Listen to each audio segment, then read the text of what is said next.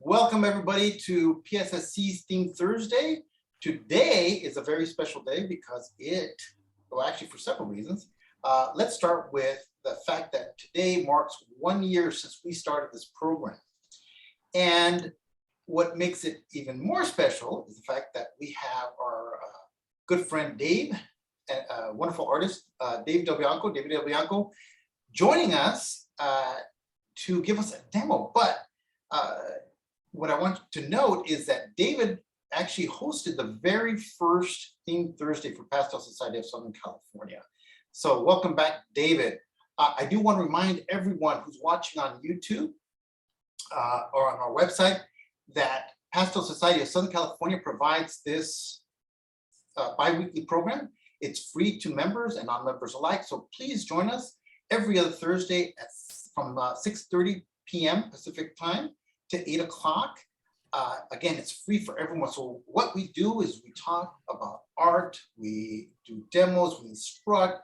So it's informative, it's educational. It goes along with what PSSC, along with our mission, with our mission statement, and that is to educate the public about everything pastel. But you're not just going to hear about pastels. We're going to talk about art theory. We're going to actually the drawing, like Dave is going to demonstrate today. So if you'd like some more information on that, please visit our website at psscwebsite.org. That's psscwebsite.org. Lupe, who coordinates our website, always has a link there for Theme Thursdays and what's coming up. So if you visit the website, you can get all kinds of goodies there. So you can also connect to our YouTube channel. So if you'd like to subscribe to our YouTube channel, you can see all these videos later on. So, but if you'd like to join us live, again, that's every other Thursday at 6:30 p.m. Pacific time. Okay, well, now we got that out of the way. I want to introduce, again, my good friend and wonderful artist, David Del Bianco. And let me pin him so everybody can see him. Let me spotlight. All right, David, thank you for joining us all the way from Ohio, my friend. Yes, thank you. Thanks for having me. It's a pleasure and an honor to be with PSSC again. Well, thank you for marking this special occasion, which is our 1 year anniversary of Theme Thursday. I want to thank PSSC staff for continuing to provide this program for everyone. So again, we were prior to recording, we had a lot of members saying how much they like this program. So thank you to the PSSC staff, Margie Murray, and everyone who's continues to put this together. All right, well, David, the very first, a year ago, you did a theme which was animals, and today the theme is dogs. So yeah, I'm seeing a pattern here, right? What is? Yeah. All right. We'll get into that, won't we? We'll talk about it. Yeah, for sure. So, I mean, you and I, let's go a little history about Dave and Sure. I. You know, we met in the early 2000s back at an art school called Associates in Art. Unfortunately, it's not there anymore. But what made this such an amazing school is the amount of artists who were just phenomenal in the illustration world. The painting world. The artists that came out of there was just phenomenal. You might know Glenn Orbeck, Clement Nielsen, John Watkins, Nathan Fowles, and I've always been pronouncing his name wrong. You said it's Fowles, right? Yeah. And you can find him on Instagram. If you're not familiar with Morgan Wiesling also taught there as well. And so Dave and I met there, and we took some of the same classes under at that time founder and instructor Mark Westermo, who is no longer with us. But what makes it even more spectacular is the lineage of one artist teaching another artist, teaching another artist. And so Dave and I were talking about this, and you want to talk about this, because this is pretty remarkable, the lineage that we come from. Well, you know, it's just talking about when you and I were together at that certain time, you know, what are the chances? It was close to 18 years ago. I think that was 2004. And I didn't tell you this, but I had walked into Associates in Art in like 97, and I was so intimidated by the curriculum Yeah. and the artists that were there. I just walked out the door. I couldn't handle it. And then a couple years later, after, working in the real world and finding, how hard it is to, try to make a living doing other things, I said, you know what, I'm going to commit to this. And I came in, and the school was, a little bit different than it was in the late 90s, but I'm so glad I did, because it changed my whole outlook on how to approach art, inspiration, the people who were there, the things that we talked about that have been used for, God, I'd have to say 100 years. I mean, this goes back to like the 1900s, but like you said, it's a very rich lineage. And it's sad that the school's not around anymore, but that doesn't mean that the things that we learn there have to go, way of the dodo, that, we can still learn these things, and they're still available. A lot of this stuff's online, but it was nice to be there and to actually physically see it and do it. Like you were saying, the lineage goes from the oldest. Oh yeah. We were taught by Mark Westerbo, who was taught by Fred Fixler, who was taught by Frank T. Riley, who was taught by Dean Cornwell, who was taught by Harvey Dunn, who was taught by Howard Pyle. And Howard Pyle, if you guys don't know, I guess we can call him the father of illustration, but he taught Maxfield Parrish, he taught N.C. Wyeth. It's just remarkable. And the things that we learned, and the things that we still apply to this day, which you're going to demonstrate today, so a lot of that, how important it is to be able to draw and observe. But but one thing that just amazes me is your ability to create such beautiful gesture in the animals that you draw. So my question is, what fascinates you so much about animals that you would spend countless hours observing and then applying that knowledge and drawing day after day? Right. I mean, what is it about animals, maybe versus humans, that just fascinates you so much that you would spend that many hours? Right. I think, and again, I'm probably going to refer back to Associates in Art a lot in our conversation in this hour and a half, but it really meant a lot to me and changed a lot of the ways I look at things. Like, Associates in Art was almost like an atelier. And if you know how an atelier works, you draw and you paint, and you draw and you paint. That's all you do from the figure. And Mark, our teacher at the time, we had an illustration class, we had a drawing class, and then we also had a painting class. So we were doing all the things that an atelier would do at that time. So it was intensive, but man, it helped me think about how to approach the figure. And then I just took that information and I put it towards something. I mean, I like to draw the figure, but I don't know. I think even as a kid, I've loved animals, and I've always had some kind of affection for, from a dog all the way to birds to anything, just to get into their world and see their mannerisms and see what they do. I think that was something that happened to me while I was teaching. And this was several years ago. This is like from 7 years ago to today. I taught a drawing class, and it taught me more about observing animals, because the class was mostly about figurative, but also we did half about animals. And once we got into that, I just went crazy. I just started watching animals more and just seeing these little moments and nuances and going, wow, that's amazing. That would make a great drawing, and it would tell a great story. And I think it was probably 7 years ago that I just got hooked by the bug. And now, whether I go to a dog show or I go to the park or I go to the zoo, I just went to the zoo this afternoon, and it's amazing. It's like you get to see these animals, and obviously an animal in the zoo is not the same as seeing them in real life. But, the chances I'm going to get to the Congo are very slim. So, you know what I mean? Sometimes you have to deal with what is in front of you. And, our zoo here in Columbus, Ohio is, they're trying to keep up with species and keep them going, and to preserve animals, like the rhinos and the gorillas, I think they're trying to do their part. And, I'm just lucky to be living here and to see it. And, it's a great experience. So you know, you were talking. Sorry, you were talking about the zoo, but a couple things I want to go back to that is that one,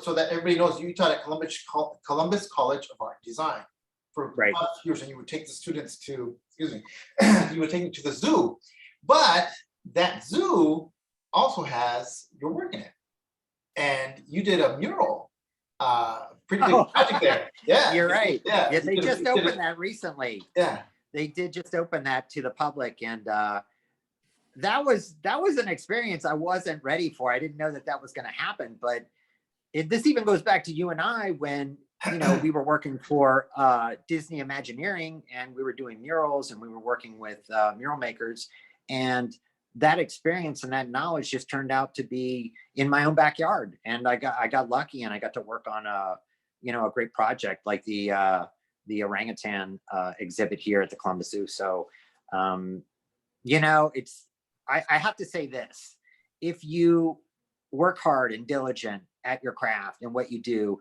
you know, people notice. So I think that was one of the things that, you know, I'm trying to get known here, you know, for, you know, doing animals. So, you know, I think it's just a process. And like I said, I got lucky, and I just, you know, right time, right moment. And I got called. well, I think everybody's in for a treat because we're going to go into actually, you know what? Before we get into the whole demo, we're talking about, you know, humans versus animals, why they, you know, animals intrigue you, and so forth. And one of the things that you and I learn at, and I'm sure a lot of schools teach this when doing the portrait, is we get this human head abstraction, which helps the student dissect the head in different planes, and you see different, you know, observable shapes that help you memorize how planes turn into one another and so forth. So do you use that same type of abstraction for animals? I mean, there's so many different species of animals. How do you approach drawing an animal? Right.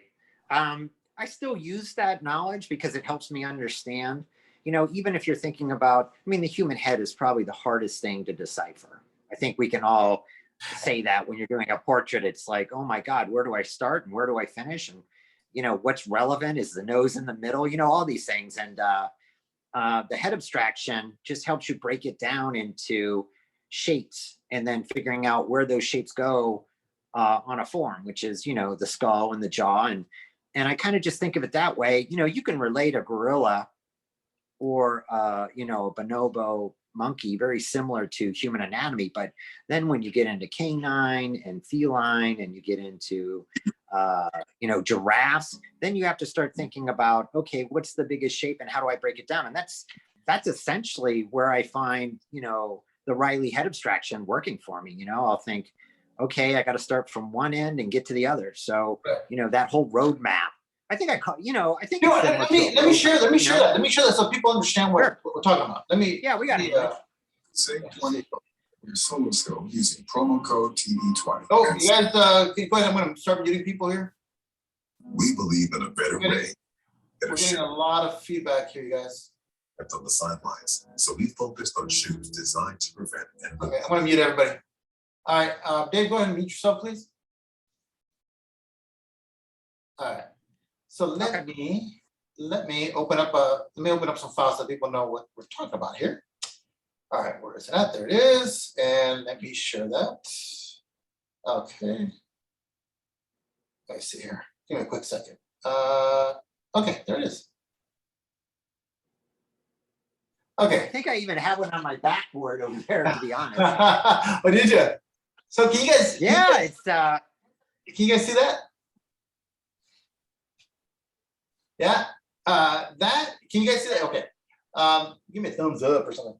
Yeah, that is the human head abstraction. And I know I have David pinned, but are you guys seeing both?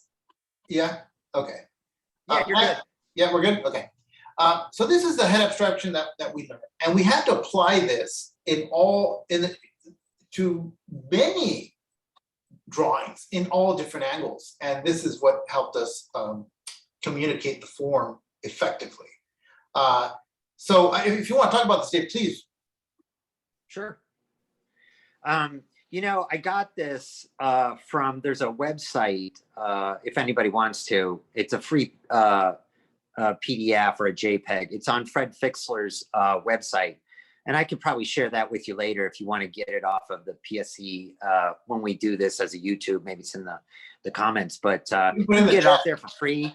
It can be in the chat, or even you can find it on the internet if you just put Frank Riley head abstraction. But essentially, if you look at it, you know, you can see everything's almost like a roadmap. It's going from the top of the skull all the way down to the chin, and then you're breaking down rhythms. And when I say rhythms, you're thinking about, you know, from a hard line to a curved line. And then, you know, this applies in gesture too. And I'll talk about that when I do my demo, but you're just connecting shapes in a rhythmic manner. You know, like if you see the two biggest sections on the abstraction is the muzzle of the mouth, where the lips and the nose in that area. And then also the forehead. Those are the two largest sections. And then we see how everything relates to those two. You know, it's I find it quite beautiful actually to look at it, because it just looks,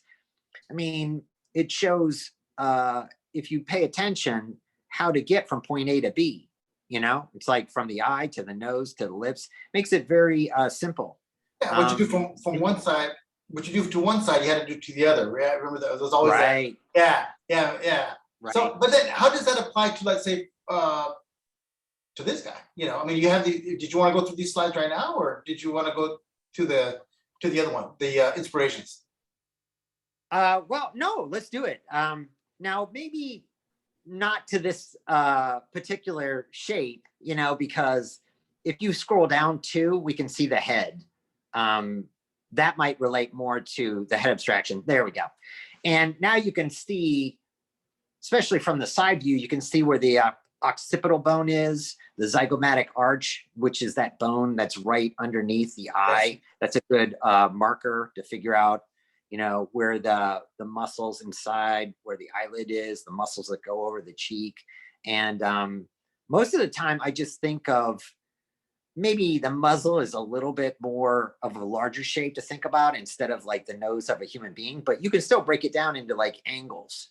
You know, when you're seeing on the Riley head abstraction, you think about the shape of the flat of the nose compared to the sides of the nose or the muzzle, and then getting down to the edge of the nose, which is where the nostrils are, and then, you know, the mouth, and then the lower jaw. So I just approach it almost the same way you would think of your head, you know, here being, you know, the top of the skull and then moving down, but almost coming this way and down to your chin. Right. You just have to think of it in a different geometric form. Instead of just going flat, you're almost turning out and coming back in. But I use this a lot. This book is the Atlas of Anatomy. It's got quite a few different anatomies of like a horse, a dog, a cat, a lion. There's a bunch of stuff, and you can get that PDF online too. It's free as well if you just look for it online. Most of this stuff's free for everyone. It's just you can buy the book too, but I found the PDF to be easier. So, well, did you want to go into segue into your inspirations then? Did you want to go into that? Yeah. Let's talk about them, because it kind of it's a little bit into what we were talking about, our lineage, you know, to the school.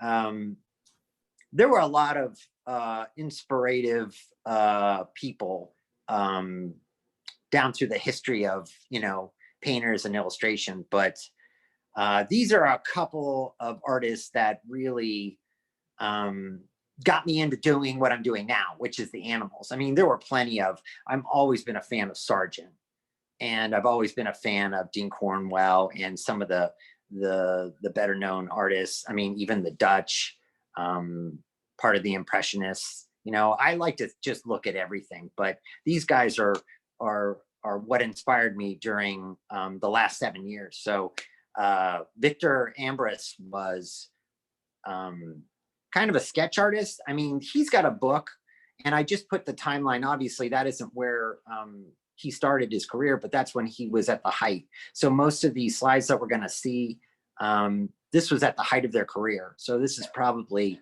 people were in their probably mid 30s, maybe in their 40s, but Victor had been around for a while and he's done books. His How to Draw is fabulous. It's just like this, just these loose gestural lines. And he just knows so much anatomy, and he got me really inspired. That was one of the very few books that I just kept. Like I'm, you know, it had copy stains and the edges were all ripped, but he's just a fantastic artist. He inspired me to do the drawings that I do today. So yeah, he's very, very phenomenal. And you know what? I'm just looking at the chat here. Yes, Christine, we're going to provide you some specific links, you know, afterward, because I know there's a lot of stuff out there. But so yeah, yeah, we'll try to get those to them, right? We'll take a little break afterwards and try to get those links to you. All right. Well, moving on to Heinrich. Yeah. I didn't find him until I started teaching drawing for animation. And I don't know if you knew this or not, but he was the inspiration for Disney. I mean, they started with Bambi from his drawings. Heinrich Clay is one of the original inspirations of Disney. So if you're a fan of Disney or you love, you know, editorial illustration, he's fantastic. He took animals and put them in these whimsical displays of like human figurative motion. Like you can see, when have you ever seen an elephant dance like that? It's impossible. But he was the one, he immigrated animal into human kind of fiction. And it's a beautiful book. You can find that. I would totally recommend that if you're into like that satirical humor and wit, and Heinrich Clay is amazing. But yeah, in the 40s, he was really popular. I forget when Disney started, if it was in the 30s, 32. Oh yeah, yeah. I think what Bambi, I think, was 1938, maybe. So yeah. So I mean, that was the first color, but I can totally see how this could have worked for Fantasia or for Dumbo. You know, yeah. I can see that. Yeah, exactly. Wanda says those dancing elephants remind me of Fantasia. Exactly. Right. Exactly. Yeah. I'm gonna butcher his name, and we were talking. It's Ryan. Right. I think Ryan. Poopfield. I don't know, so I'm not even gonna attempt it. But this he's a Dutch painter, and I found his stuff when I was a kid. I had two books when I was a kid: Star Wars, The Art of Star Wars, and I think it's The Life of Gnomes. And I only knew it as a kid. You know, you're just blown away by art. And when I saw these, this is more of an illustrative drawing of deer, but his gnome book was always, it blew me away. And he was a watercolorist and a painter, and he just worked in many mediums. But I mean, the guy was prolific. Yeah. He did great work. He did a lot of great stuff. And I just thought as a kid, I was always enamored by him. And when I moved on to adulthood, I was like, man, if I could only find that gnome book. I think you could find it, but you know, maybe on Amazon, but it's a classic. It's beautiful. Oh, yeah. Well, you know, the next slide is one of my favorites. And by the way, I'm glad you brought up Jessie Bodka, because she, her work, I think, is here in Anaheim. Unless, oh really? Yeah. Unless the show is over, but I'm pretty sure it still might be up for another week if people want to see her work. Jessie Bodka. Go ahead, Mel. Go ahead. Well, did you know she is part of the California Art Club? She was one of the very first women. Yeah, and she was a muralist. She originally came from Chicago, and then she migrated to, I think, San Francisco, and that's where she did most of the prolific murals and these big pieces that she did. And then she joined the California Art Club. And I think this was probably at the height of her career in the 20s, but she did amazing stuff. She inspired the fabric industry, the textile industry. I mean, just works. That's true. And you saw a lot of that. You see that inspiration take over into another field, but right. So look her up, Jessie Bodka, if you guys are in the area. I think she's in Anaheim. And I'm trying to remember maybe it's in the Bauer Museum. I'm trying to think. But anyway, you can look her up, and her work is just gorgeous. She does some huge pieces. Yeah. So I'm sure you could find a ton of her work in California. You just got to look around. Yeah. I think Edwin Landseer was more known for his heroic, romantic pieces, but he did a lot of studies of animals and especially dogs. I mean, dogs were very popular, and I think there you go. Yeah, got my dog on. Hold on a second. Well, somebody liked it. Eddie. Sorry. I think, dogs showed the hierarchy of people. And when you could do a painting of a dog or a figure with a dog, it meant that you were in high society. So I loved his work, and he inspires me a lot just by showing the nature of animals, especially dogs, that I wouldn't even say timidness, but that innocence in their eyes and how they pose and the gesture. You can see a lot of gesture in his work, but he was very popular. Very designerly, which is what I see. Yeah. Those design shapes, right? It's amazing how an artist can give their personal touch to something that's already so beautiful. All right, Edwin. Yeah, more stuff from Edwin. You can see a little bit more. You can see a lot of, some of his work in mine. I just love how he can do the side portrait and the 3/4 portrait, and think about, all the color that goes into fur. And I'm just working on that now. I mean, I love to paint as well as draw, but I think you and I were talking about this last week. You got to come from a good foundation, and drawing is, the number one foundation of anything. Whether you're going to do. Yeah, no, I was just saying, look at this facial expression. I mean, that's somebody who knows. Yeah, and for sure. Yeah. When you get into ears of dogs and lips, then you're pretty confident. You'll be okay. So Yeah, that's pretty phenomenal. Next up, one of my favorites. He blows me away. I saw a show. There was obviously a one-man show of Norm Rockwell that was in San Diego years ago, and I saw it 4 times. I drove to San Diego 4 times just to see it, and he's just inspiring. Just the way he does tactile paint, but a lot of his illustration work, he would always put in a dog or some kind of animal, because he wanted to show the connection of man and beast. It's like this love and compassion. You can see it in that illustration. That dog is, man's best friend for sure. So he always captured that, and I love that about him. So, Dave, I'm going to give you a quick, we're at 7:05. Do you want to, let's go through these. I don't know when you wanted to start your demo, but because I know I want to show them some of your work too. Are you okay on time, or did you want to go through a few more of these? Because no, yeah, let's go ahead. I think if you want to whip through them real quick, we can. We don't have to, send them. It's more Norman Rockwell, height of his career, 40s. There's a line work on that. That's just phenomenal. Yeah, and that's just a drawing. So yeah, it's pretty cool. Jean-Baptiste Audry was, the timeline is pretty ridiculous when you think about it. 1700s, mid 1700s, this guy is doing, animals. And these are huge. This was actually at the Getty. Yeah, well, they restored not this too long ago, like 5 years ago. Yeah, you can see the whole video of how they restored this piece. It's phenomenal. At the Getty. Yeah, it's pretty cool. And I love the romantic kind of background. There's a romanticism to it, this surrealness. And he's a great designer too. Like you said, I think, what are the chances that he had a greater one-horn rhino in front of him? But he's probably going off of preliminary sketches and little sketches that he did before. But great designer. I love his work, especially for 1700. Oh, yeah, I went to see the show at the Getty. It was just phenomenal.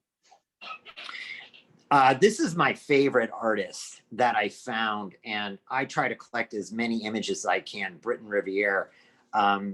he just captures animals when they're in such an innocent pose or an innocent quality. I find that so endearing to a lot of his work. And he does a lot of dogs with people, very similar. You'll see in the next piece, but there's a side of vulnerability to his piece.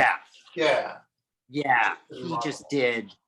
I mean, excellent painter. You know, like I said, these guys who were in the 1700s, 1800s, they really know how to paint. I mean, that's just a beautiful, you know, there's that man's best friend, you know, that adoration for the child. It's just beautiful, brilliant work. Just very, very amazing. So. And one more. I love this piece. Yeah. I mean, to think that was 1800s, that could be something from 2020, you know, it's like they just captured this quality. It has an editorial illustrative viewpoint to it, but man, it's painted amazing. So he's one of my idols. I love his work. I recommend, if you guys find it, go look at him. He's just got great work.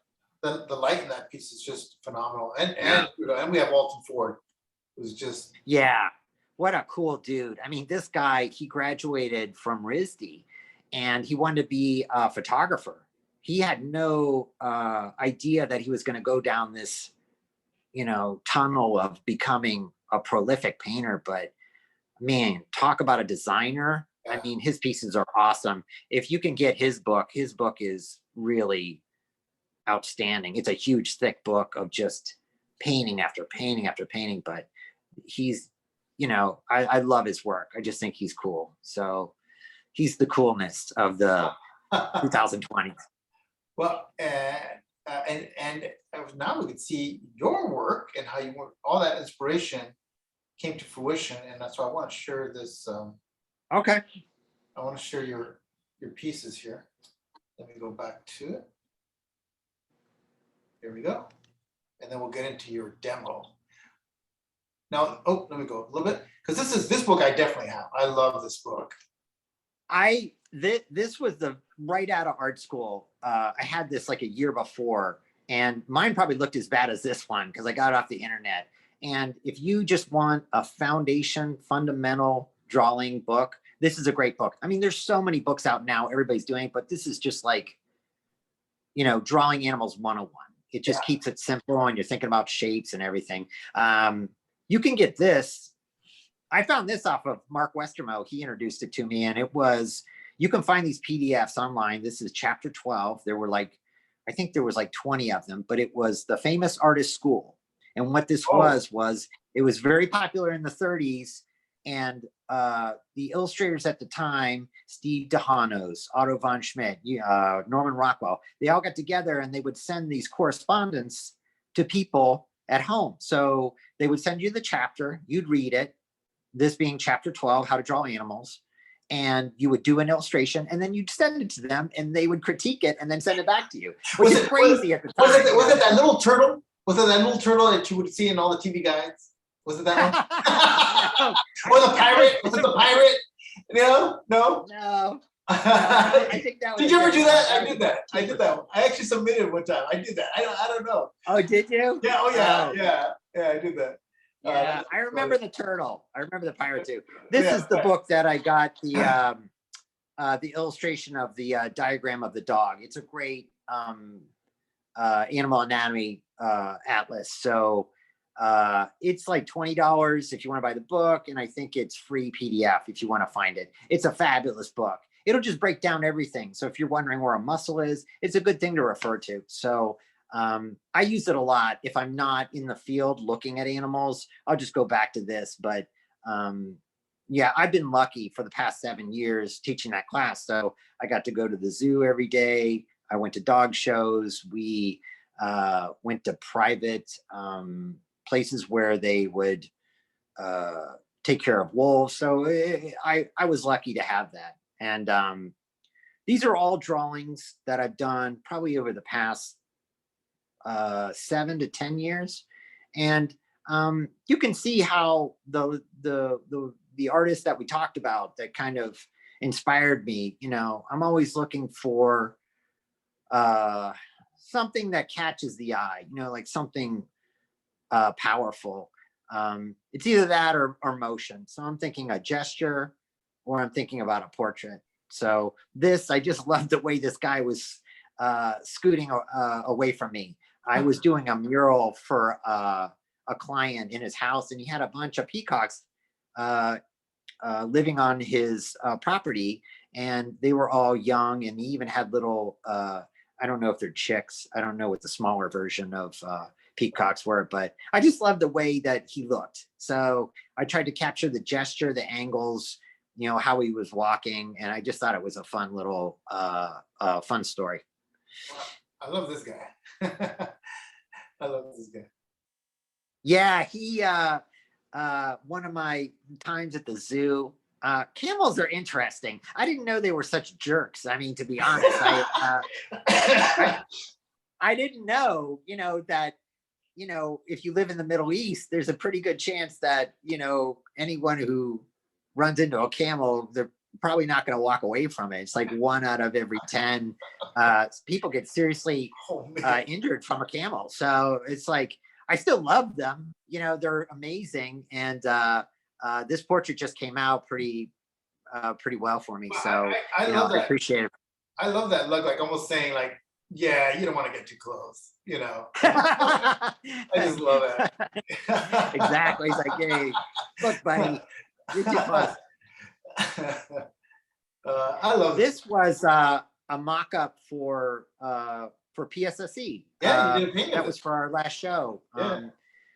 The bonobo monkey. I just loved the mannerism again. I'm always looking to tell a story. I think that's what I always tried to tell my students was, you got to look for adjectives and you got to tell a good story. You can do a great drawing, but what is it going to say? What are you trying to tell your audience? So, I'm learning to be a better photographer, but I also don't want to be married to my reference. So I want to have the freedom to kind of explore edges and gesture. I don't want to just live throughout my reference. I want to be able to go outside of it and go a little bit further if I want to. So I love that story. So that was a good story. I see and it's great to see how you're experimenting with some of the pressure quality and the line quality as well. Whereas here you have something that's a little right. A little starker in line and weight and everything. But here you shift.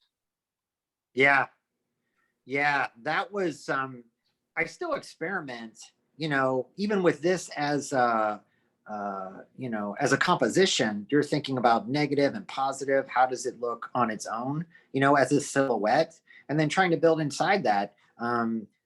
This one's definitely shape driven because you can see like 2 specific shapes that I built up behind the ear, that shadow on the back, and then also in the crevice of the eye, like in between his nose and his eye. So, I'm always thinking about, how I'm designing, what am I trying to do, even though I'm trying to tell a story, but also kind of, playing with the temperature and the feel. Yeah, I think it's really, really neat. This is a fun story. I just saw this as, if you've ever watched Nat Geo, where the foxes out at Yellowstone, they do the mousing where they listen and then they jump up in the air. Well, this guy was doing the same thing, but it was solid ground. He wasn't going to get to any mice at all. But I just love the story of the tilting of the head and the texture of the hair, trying to simplify things, but also right. But those ears and how attentive they are, right? And how they're just trying to pinpoint that. It's just great. Yeah, thank you. But now we're getting into our dogs because that's our theme here. Here we go. Getting into wonderful drawings. What a great portrait. I mean, from a side portrait, you can't ask for anything better than a basset hound. So many masses, they always look so sad, but I think it's only because their skin is pulling down. There's so much weight, but they're such a sweet, they're a sweet dog. They're a sweet dog. Is this the same guy here? Is that it? No? No, they're two different ones, Oh. but that one I got more interested in the shapes. I was like, how can you not draw the body of a basset hound, because there's so many layers of the skin pulling down, and just trying to figure out what is relevant in those folds, but great subject. I really got into dogs the last year, and then Saint Bernard. I love the repose, the turning of the head. These are mostly charcoal. When I show my demo, I think most of these are. What are you drawing these mostly with? I'm using Conte of Paris charcoal pencil, and just newsprint. And then what I do is the newsprint. The newsprint is Strathmore. Okay. And then some kneaded erasers and some other little things I'll show you while I do my demo. But this always reminded me of the old guard. I mean, Borzois have been around for a long time, and talk about a lineage of, I think these are sight hounds, if I remember, but just a beautiful gestural dog. Yeah. I mean, with all the hair on the front and the nose. But I just love just this almost this windblown romantic motion. Yeah, I love that too. Yeah. And finally, this guy. Yeah, Saluki. I went a little more designerly with him. I think he's, again, I think he's part of the sight hound family, or sight dog, sight hunting. But just beautiful design, It's like, I think over the years, even with Westminster, the dogs have evolved, to what they are today. And there's so many different breeds. It's just, to capture all those, I mean, it's kind of like Pokemon, trying to catch them all, but there's so many, and they're all so unique, even the difference between a Saluki and a Borzoi, it's just, it's been fun. I've had a good time. I've enjoyed it. Well, thank you so much for sharing that. And we've got some goodies. We got some good stuff coming our way to all the members. We have, let me see, we've got the demo that we're going to start. But Dave, did you want to get going on that? Go ahead and position your camera for that. I'm going to read off a couple of comments and some questions for you. So sure. Landra Lack is asking, where's Jesse's work on display? Landra, I think I'm not sure if it's over, but I think it was in Anaheim, which was at the Bowers Museum, possibly. I think that's where it was at. So, but I'm not positive on that. Christine Whitney would like to know what your opinion of Robert Bateman is. Oh, I can only show so many. Yes, I know you keep going and going. Yeah, I had to pick a fine line, but what a great humanitarian and just a prolific artist. I mean, he's one of my favorites. I love his work. He's just phenomenal. And the fact that he's traveled all over the world and he does all these things for, the environment, for animals, great human being, but a great artist too. I love Robert Bateman. And also, let's see, Daniel says, I like the inspiration wall behind you, David. Oh, thanks, Daniel. Yeah. I've collected it over the years. Sometimes it makes me cry, but it also gets me inspired. You got to you got to keep that around you. You got to definitely be inspired by the things that, you're in love with, like you hate them and love them at the same time, because, you wish you could do what they do, but question real quick. So go ahead. No, I'm just gonna say, maybe you want to back up your camera just a little bit. Sure. Just a tiny bit. But again, there were let's see. Question: is Dave using graphite or charcoal? And if I'm not mistaken, you are using charcoal. Oh, let me show you. This is one of my older pencils. Let me see if I can. You can see I'm running low here, but this is the pencil. It's Conte of Paris. They make them now. They're not the same, but it's still a quality pencil. I like HB and B, and then I sharpen them up to a long point Yeah, because beautiful. I like to use the sides. Yeah. So you'll see as I'm doing this demo, and I've already started it because I thought, we might as well get going. I didn't Well, want I to. see, yeah, and I see how you've already established some of the planes there. Almost Yeah, a little bit of that abstraction that we're talking about, right? exactly. Yeah. Exactly.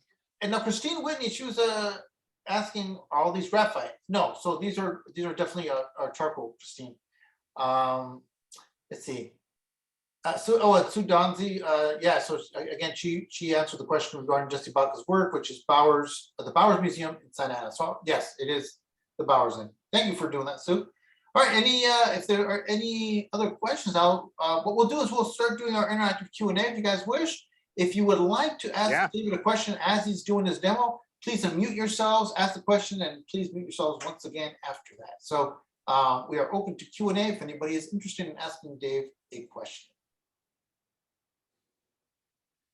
And so what are we looking at here, David? What are we what's going to come to fruition? What breed?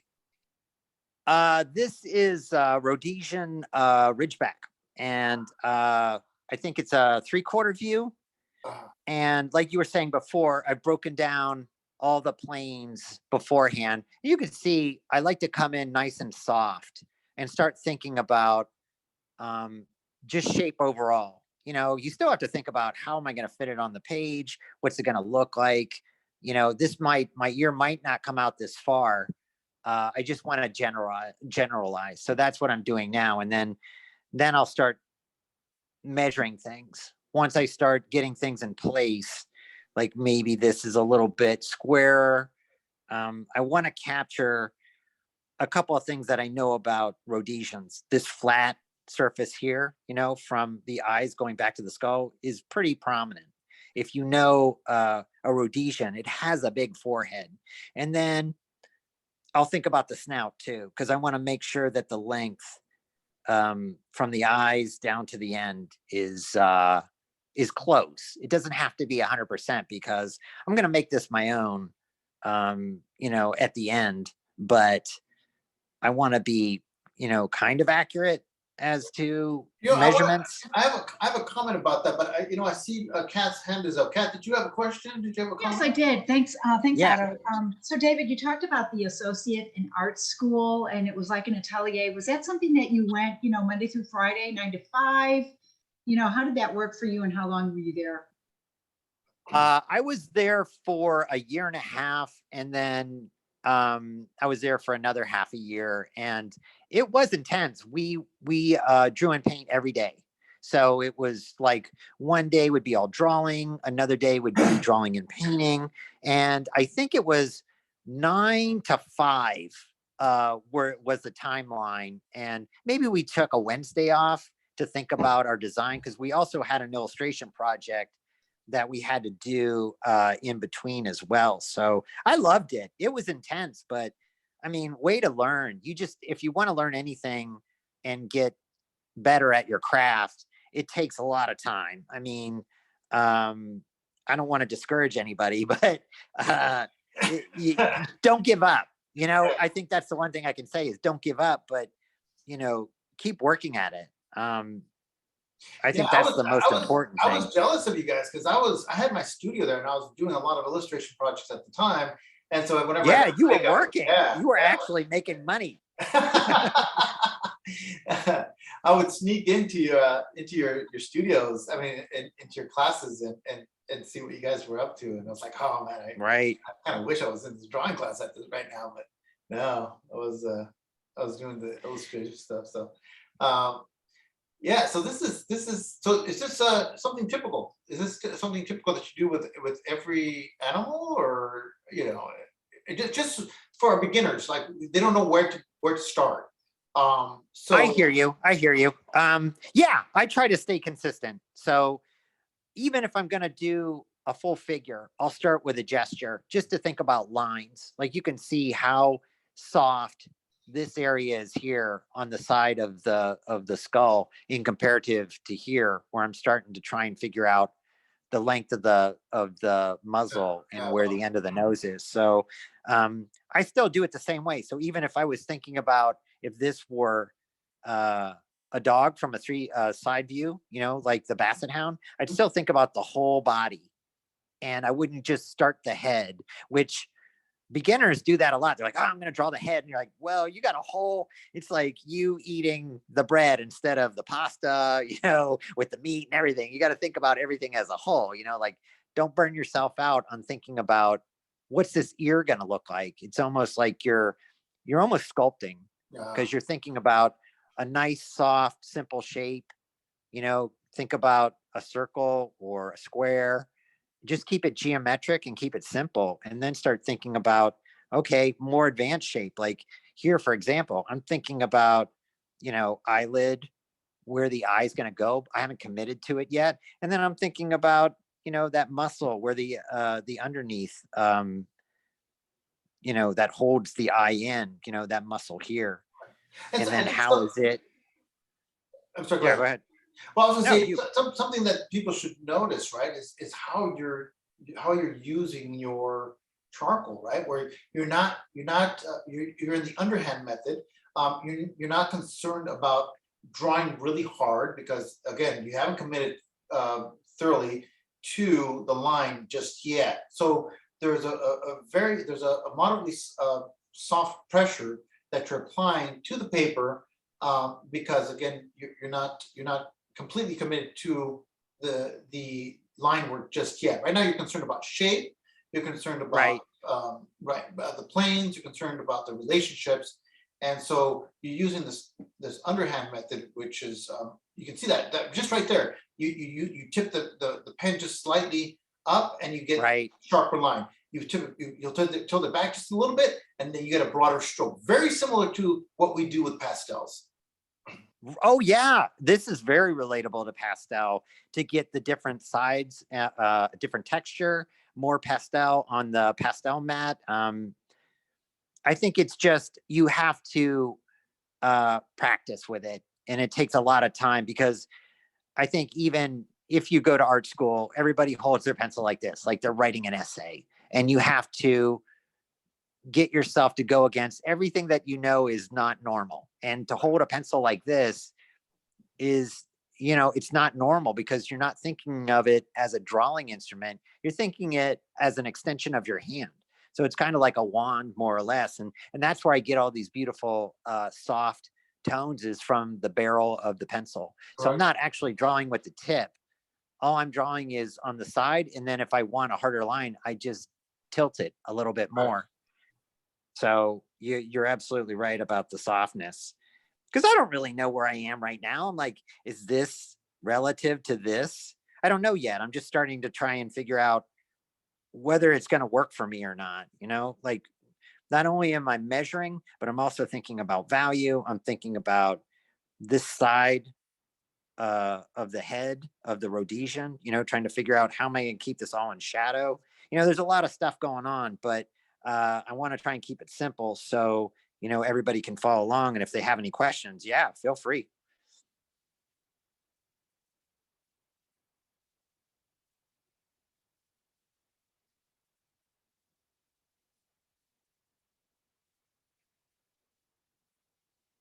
Here's one thing I always liked about, you know, dogs, is that eyelid, you know, like specifically here, you can find a lot of emotion in a dog in its eyes. I mean, that's even with a person. And I think that's the relatability of the Riley head abstraction, Mhm. is if you can nail the eyes, you know, everything else is like, you know, icing, you know, it's just like on the cake. So it's a matter of just trying to figure out, you know, telling a good story, especially in the eyes. So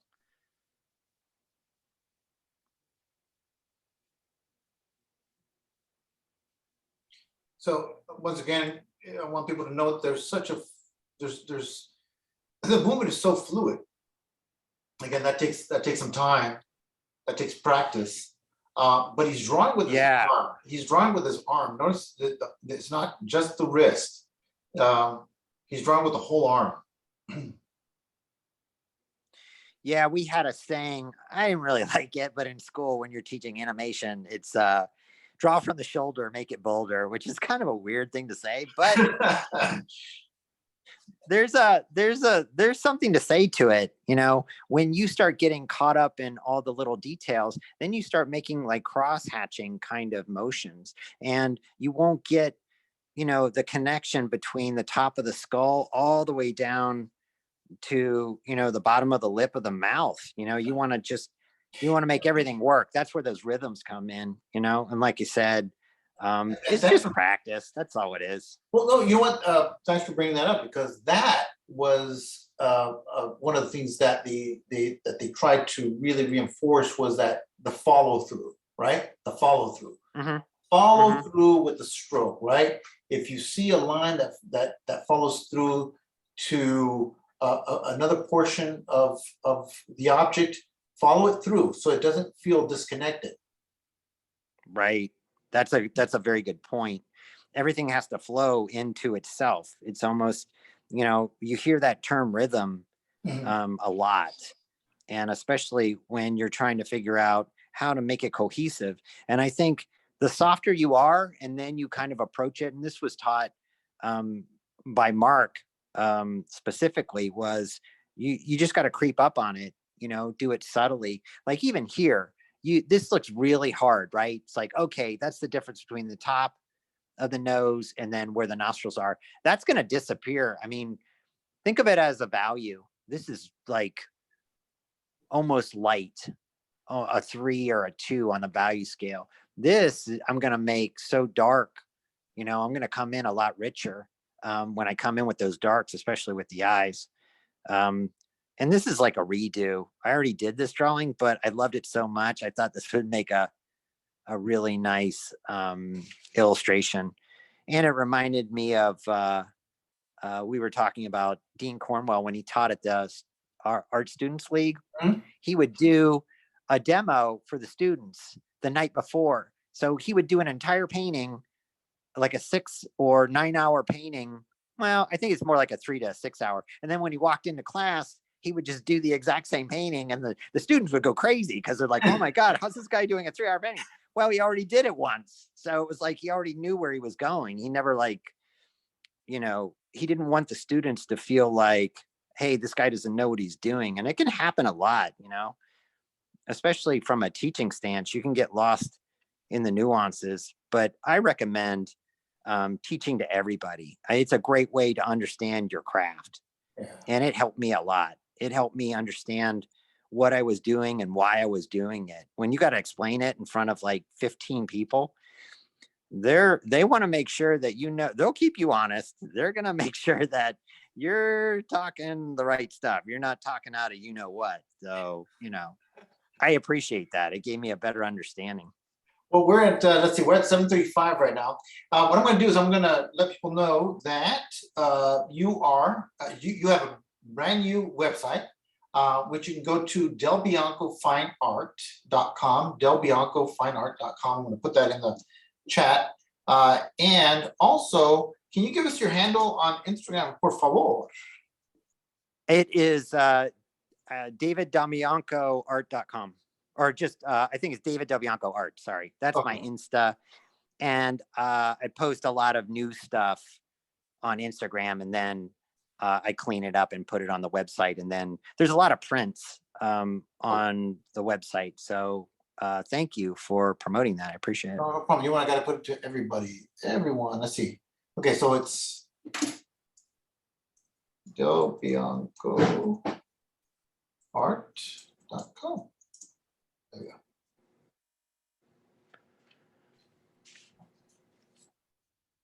So 1 year, can you believe it? 1 year, just like that.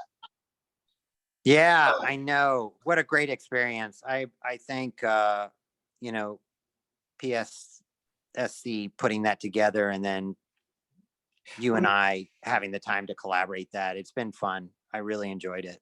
Well, I you know, I wish, I have to talk to Kath about giving an attendance award, because I think if anybody gets an attendance award, it would be Christine Overs, who was there on our very first one and just has been consistent throughout the year. So thank you so much, Christine. You really, you deserve an attendance award.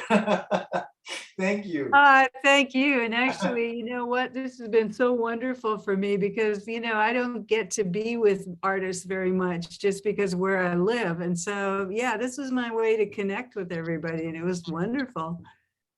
We appreciate it. Also, we've had Christine do a wonderful demo for us as well. We've got let's see, Bernard was one of the first ones to host one of our theme Thursdays. So if anybody is interested in hosting a theme Thursday, it doesn't have to be an elaborate demo like this. Just pick a theme, and we can work if you want. You don't have to work. You can just chat. We can talk art, whatever you want to do. But if you want to pick a theme, let us know, and we'd love to host we'd love to have you host a theme.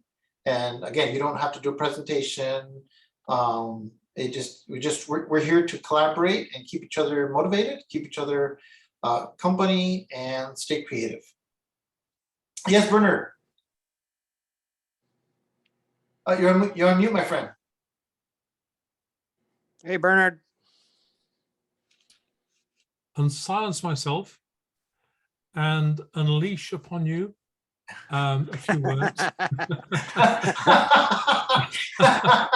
Okay, Bernard is he's a man of puns, so No. yeah. First of all, this is a fabulous drawing, David. You've created a wonderful evening for us. I have to say thank that. you. I appreciate it. And Thank you. That's kind. I've offered to do an evening in a few months' time on using the camera. Okay. And some of the misconceptions that the camera presents us. Mm. You know, not only in taking the photograph of, you know, whatever's happening. I've taken thousands of photographs. I've been a professional photographer, but also from an artistic point of view. Sometimes, you know, you have no choice in the matter. You have to take a photograph. And I've done this while driving my car and seeing something out of the window, and I've gone bam, bam, bam, and I've constructed something. But also, I also want to talk about photographing your work. You know, just some simple guidance. It's not, you know, it won't be complicated, but it's worth your while knowing how the camera can help you. Absolutely. And I think, you know, Dave touched on this too, is that, you know, he goes to these shows, goes to zoo, he takes these wonderful photographs, but he's constantly observing. I think that is first and foremost one of the most important assets an artist can have, is the ability to observe. Now that doesn't come easily. That is something that takes practice. And so when you take a photograph, you're going to understand that unless you're a phenomenal photographer, you're going to understand how the camera can skew things as well, right? I mean, it darkens up the midtones. Sometimes it overexposes the lights. And so you don't exactly see in the photo what you saw in real life. And so correct. And a very real example of that is I went for a walk this evening on the Esplanade in the South Bay, you know, from Torrance to Redondo, blah, blah, blah. And it's incredible how wrong the camera gets it. Mm-hmm. If you're photographing a scene, the sun's going down and there's clouds in the sky, for some reason, it darkens the clouds. And it's totally preposterous. And you've got to know about it. So that's what that's one of the things I'm going to talk about in a couple of weeks' time. Awesome. Thank you. So, all right, anybody have any questions, comments for Dave? Anybody? By the way, if you really enjoy one of Dave's works, he is going to have very soon, he's going to have some prints available. So you can add one of his drawings to your collection. If anyone is interested, again, you can go to Del Bianco Fine Arts for that. We have some artwork that's being demonstrated by somebody by Diego and Miguel. Oh, we do. Let me see. Oh, I can't see. Oh, I'm sorry. I'm gonna have to remove your spotlight there for a second, Mr. Dave, because your little buddy. Oh, please, by all means. I'd love to see Let me the work of the see. young. Nobody. Okay, hold on, Papas. I'm gonna hold on. Let me spotlight. All right. Oh, is this Diego's? Mari, is that Diego's? You're gonna mute. Diego, that oh, is this a Diego? Oh. That's Diego's. Oh, very Amazing. nice. Great Very job. nice. Look at you, inspiring to draw. Yeah. There we go. Now we're unmuted. That's Okay. Diego's right there. And then this is Miguel. Oh, let it go, baby. Ah, Well done. That's awesome. Thank you, Dave. Boys drawing. That is Lovely. so awesome. Bravo. Wonderful. Excellent work. Thank you for joining. This is the competition. Yes, this is their first. This is their first Team Thursday. Well, I quit then. I Okay. quit. I'm done. I'm out. You're done. That's it. Just stop. Put the pencil down. These All right, guys you're are not right. Forget it. intimidated by nobody. By anybody. I did that on purpose. Thank you. That was great. Great job, guys. No, they do. They spend a lot of time drawing. They really are phenomenal, and they do everything from animals to robots to fantastic creatures. It's great. Maybe they could Like invent father, new like do- son. Maybe they could invent new dogs. Yeah, well, yes. I mean, and you read entirely. New breeds. Yeah. It's looking great, Dave. Yeah. Thank It's you. amazing what a few minutes will do. Yeah, I mean, once I see the gesture, everything starts, you can start thinking about it as a construction and then start having the fun, start refining things and then it's thinking, I want to push this back. I want to bring this Right. forward, whether this is anatomically correct. Sometimes I don't get it right. I think one time I had a snow leopard and I drew it 3 times and I hated all 3. I just gave up. I was like, this guy, I don't know what's going on with his anatomy, but I'm going to try that later. I'm going to go back to, I think Kansas City has snow leopards in their, I think Omaha does too. So it's hard to find a snow leopard. So Oh, well, yeah. I mean, hard to find a snow leopard, period. in life, yeah, Right. pretty much. Well, you should come to Torrance. There's tons of them all over the place. Oh, really? Oh, okay. It's good to know. Yeah, right. Yeah, those were my boys. Those were my boys. They wanted to get. Lovely. Thanks for sharing. So are you doing this all by memory? No, I have some reference. Oh, okay. 'Cause it's That would be, incredible.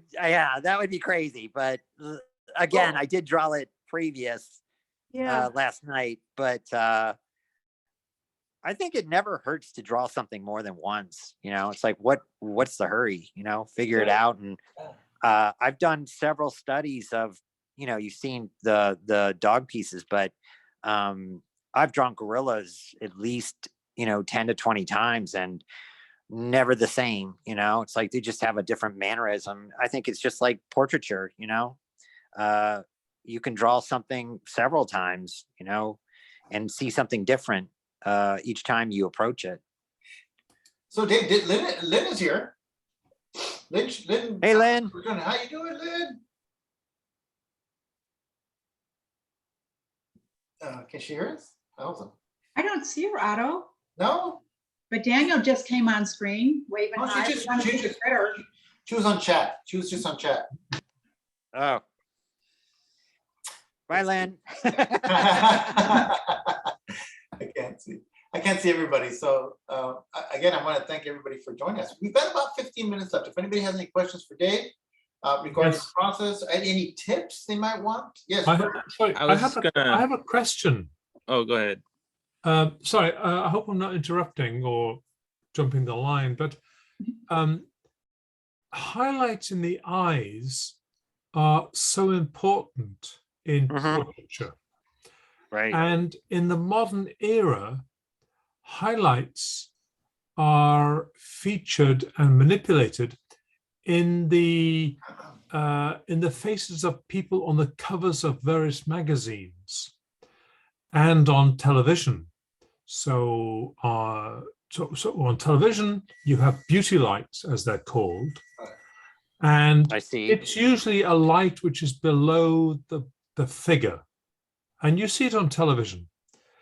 But on covers of magazines, on the checkout in various markets, you'll see portraits of the famous, beautiful people. And there's often two lights, which are the manipulation of the photographic illumination of the face.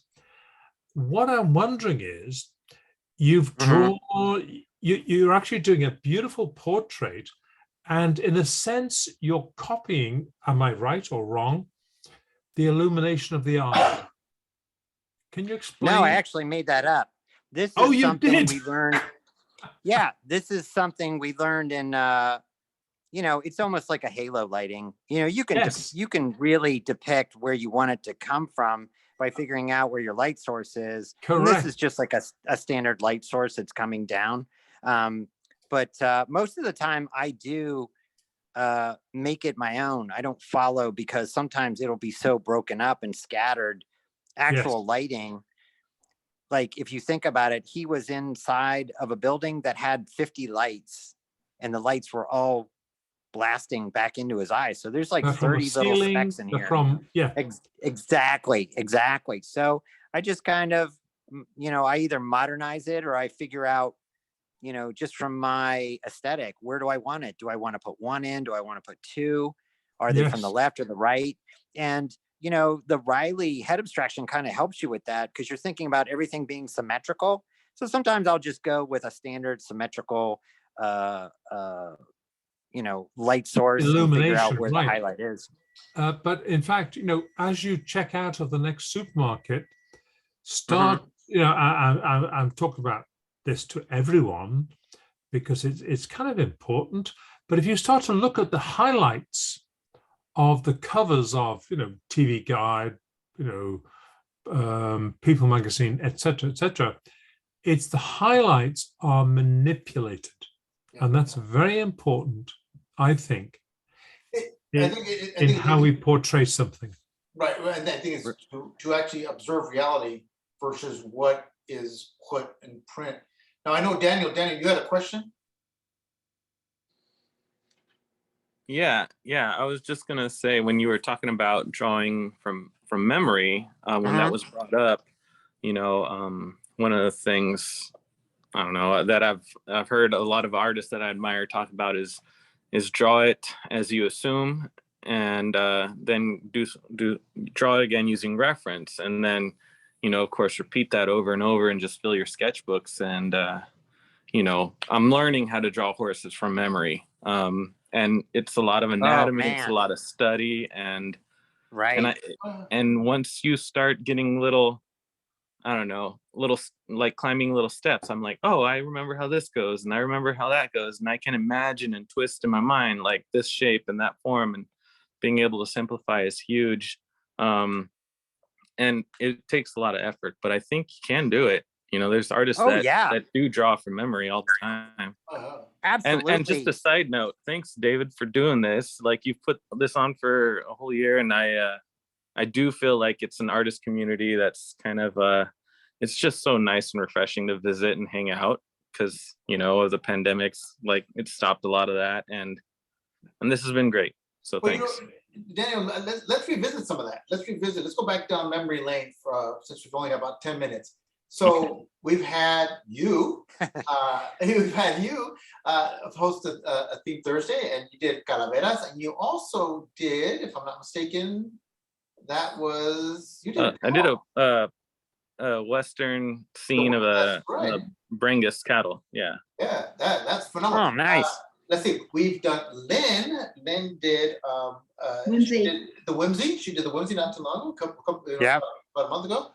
She did Whimsy, but she was one of the very first ones to do theme Thursday. In fact, if I'm not mistaken, she did the second theme Thursday, which was on Seascapes.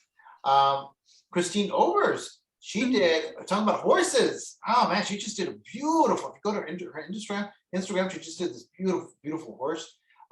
And she did a horse demo. Let's see. Please help me. We've got we did Micah Shikawa, who did a landscape. We had Margie did one. Margie. Thank you. Margie did one, and it was titled "Expressions of Love." Yes. Right. Yeah, he did "Expressions of Love." We had Otto did one, and The narrative. there was 2 weeks ago. one with flowers. Like somebody did beautiful flowers. They painted red flowers once, pastel. Oh. Who was that? A Russian accent, I think. Oh, Oh my Oh God. wait, was that something else? Was that something Maybe. else? We've Okay, got. sorry. No, that's okay. We had. But we had. Did Carol Oakley do one? Carol Oakley, yes, all the way from Right. Australia, did the clouds. The clouds. She did the Oh clouds. yeah, that's Yeah. great. Yeah, you're right. Yeah. You're right. Yeah, That that's was a great really, one. really great one. Yeah. And So- before that, we did reflections. Reflections. That's right. Now, who hosted that one? Wasn't that Bernard? That was you? Bernard. Yeah. yeah. Yeah. We Bernard. did I had a pastel that I'd done in Reflections. Torrance, like the see. local Torrance marsh.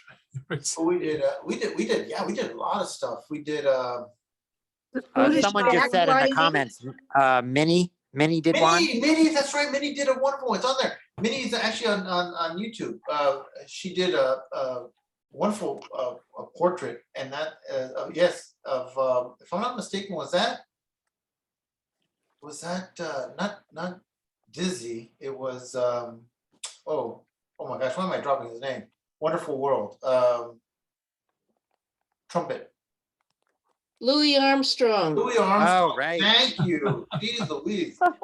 How could I forget that? Louis Armstrong. Yeah, so we've had some really great themes, you guys. So if anybody wants to host one, again, you don't have to do a demo presentation, just pick a theme. Let's talk about you and your art, what inspires you, and then we can all work together. Yeah, and if you remember, I invited a non-member, Steve Mirich, to talk about correct. nocturnes. Nocturne, that's right. I'm not a total Mike- expert. I've Mike done it, Butkus did it. but I There you thought go, that Mike, that's Steve right. Mirich- Mike Buckus did for Halloween. He did a Yeah, so you can always invite somebody else, everyone. If you think there's somebody you want to invite who's an expert on things from any angle. I mean, it does work. This is a great series. And, we've got 25 to 30 people every second Thursday. Yeah. So, Well, and we're reaching a bigger audience once they go on YouTube. So it's really fantastic. Absolutely. That we're Margie, getting. Margie, did you want to talk about what's coming up for April? Do you have that? Let me see what's coming up for April. it's April Fool's. Right. That's a Friday. Oh, dang. I had a horrible drive home, so I'm sort of out of it, but let me think. We have the 14th and the 28th. Oh, yeah, the 14th is open, so we do need someone for the 14th Of April. Okay. of April. Yeah. Yeah. And what's coming up on the 7th? The 7th? Yes. No, we just have the twice a month. We've got the 14th and the 28th. That's the second and the fourth Thursday of the month. I think Right. I'm doing the 28th, Margie. Is Oh, that is right? that what you're- okay. I'm Okay, sorry. Yes, you are, Bernard. no, I'm sorry. Are we not doing it every other Thursday? No, it's the, Well, it's there's the second 5 and fourth. Thursdays. Yeah. I'm sorry. Okay, so it's the 23rd. Yeah, but there's 5 Thursdays, so we have to stick to the rule. It's the second and fourth Thursdays. Okay. I mean, rules are subject to be broken, but for April, we're still doing 2. Okay. Yeah, right.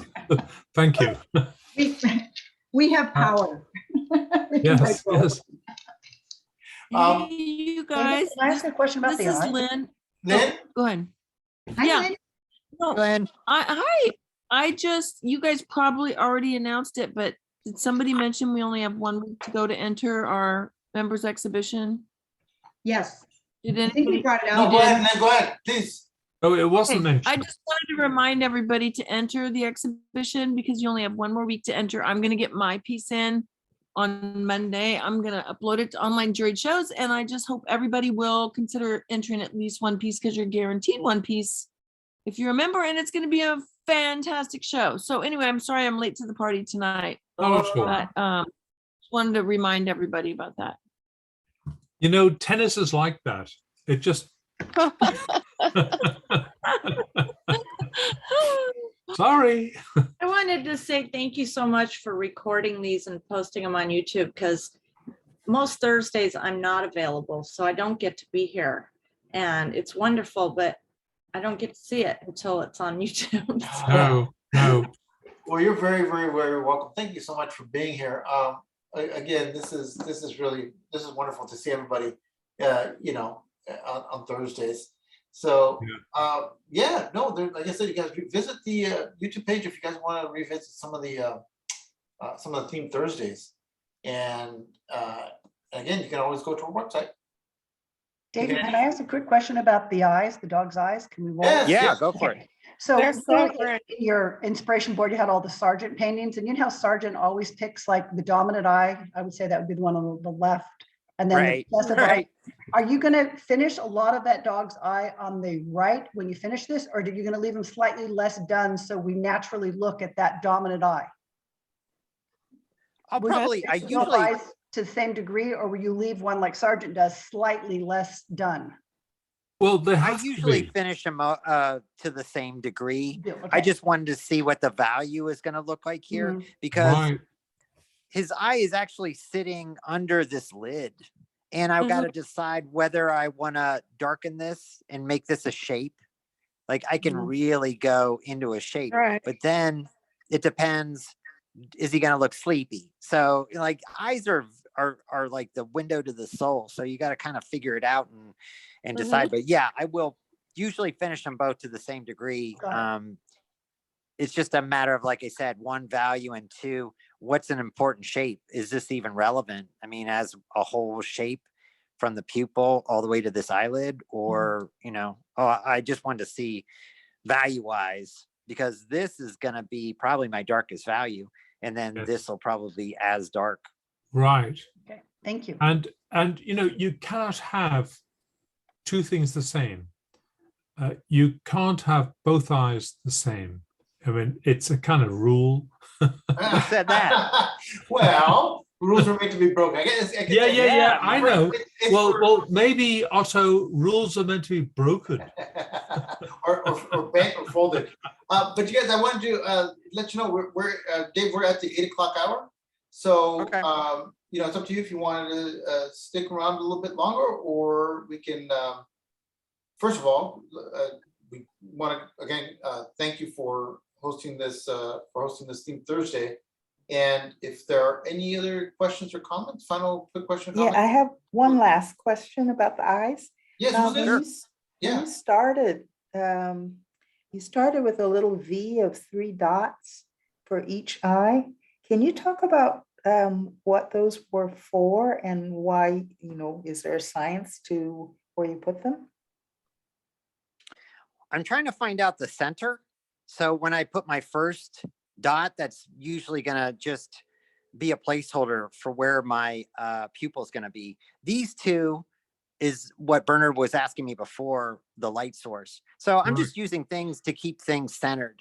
I mean, usually, like if you want to stop your dog from looking like he has crazy eyes, you have to figure out a center point and then stay within that center point. So it's a good question. It's a matter of just being centered with your eyes. Unless his eye is going to be off to the side, then I have to be the same.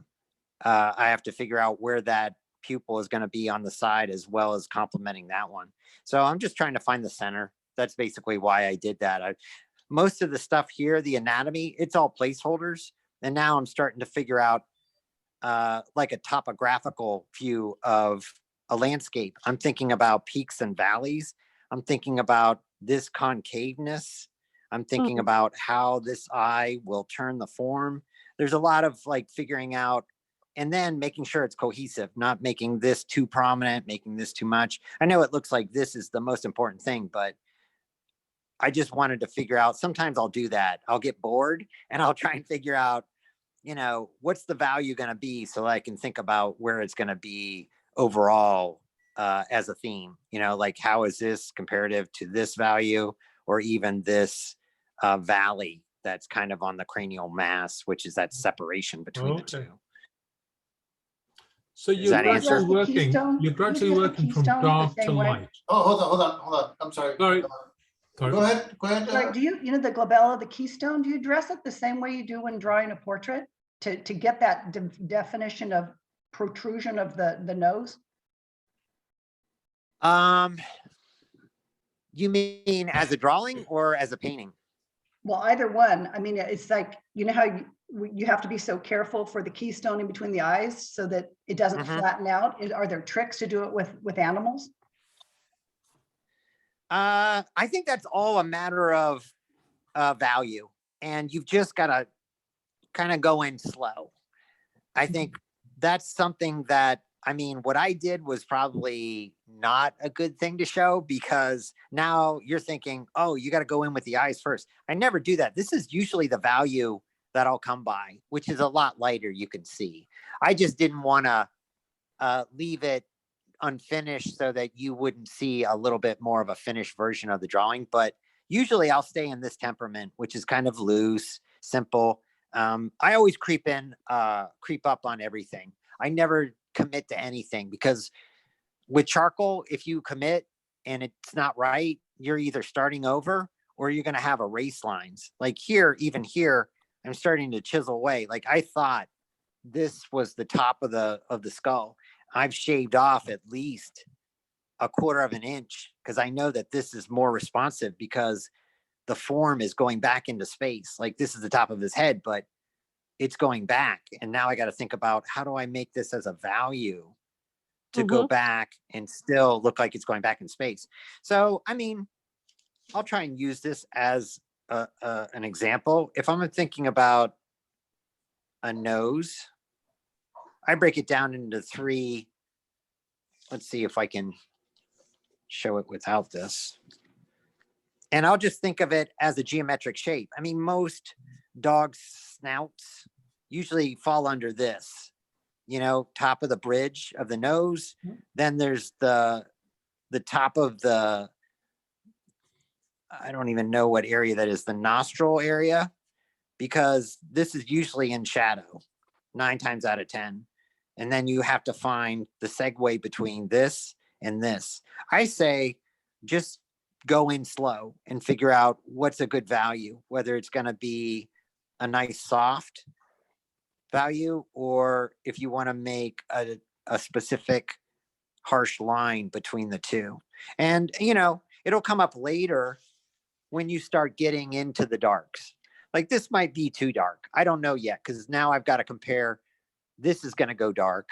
This is probably one of the darkest areas is inside that nostril. But then I also know that there's an area here that's going to be in the shadow, not as dark. If you know like dog anatomy, this is usually that section of the nostril that's you don't really see because everybody thinks it's going to be dark in a shadow, but the nostrils aren't very big on a dog, to be honest. This is like an overlap of this section here. But I've got to think about that as I'm designing, you know, how relevant is it? If I put this all into the shadow, you're not going to know. You might think he just has giant nostrils. So I got to pay attention to everything and just kind of slowly creep up on it and like unify it as a whole.